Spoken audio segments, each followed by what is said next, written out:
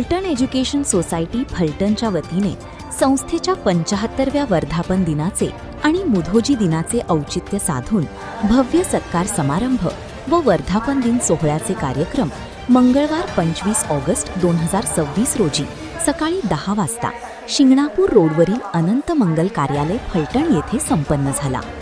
या सोहळ्यात सन 2025-26 या शैक्षणिक वर्षात विशेष गुणवत्ता प्राप्त शाखा, राष्ट्रीय व राज्य पुरस्कार प्राप्त शिक्षक, खेळाडू, गुणवंत विद्यार्थी आणि सेवानिवृत्त सेवकांचा विशेष सत्कार करण्यात आला। रयत शिक्षण संस्थेचं, फलटण एज्युकेशन सोसायटीचं, कर्मवीर अण्णांचं आणि महाराज साहेबांचं एक वेगळं नातं होतं, आपण सर्वजण जाणतो। ज्यावेळी अण्णांना कुठल्याही सहकार्याच्या मदतीची गरज होती त्यावेळेला मालोजीराजे त्या ठिकाणी त्यांच्या पाठीमागं ठामपणे खंबीरपणे उभा असत।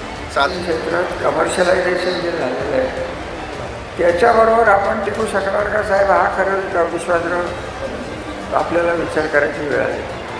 आपल्याला तर आपल्या परंपरा मोडून सगळं त्यांच्यासारखं वाटतं नाही, हे शक्य नाही। आपल्या परंपरा आहेत, तुम्हालाही अडचण आहे साहेब, मला कल्पना आहे।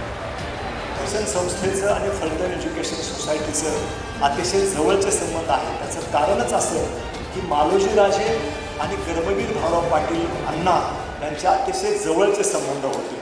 कर्मवीर भाऊराव पाटील जे शिक्षण प्रसाराचं काम करत होते त्याच्यामध्ये मालोजीराजे त्याच्यामुळे खूप प्रभावित झाले आणि सर्व प्रकारची मदत कर्मवीर भाऊराव पाटील यांना रयत शिक्षण संस्था काढणं, पुढे चालवणं, अनेक शाखांना मदत करण्यामध्ये मालोजीराजे यांचं फार मोठं योगदान आहे।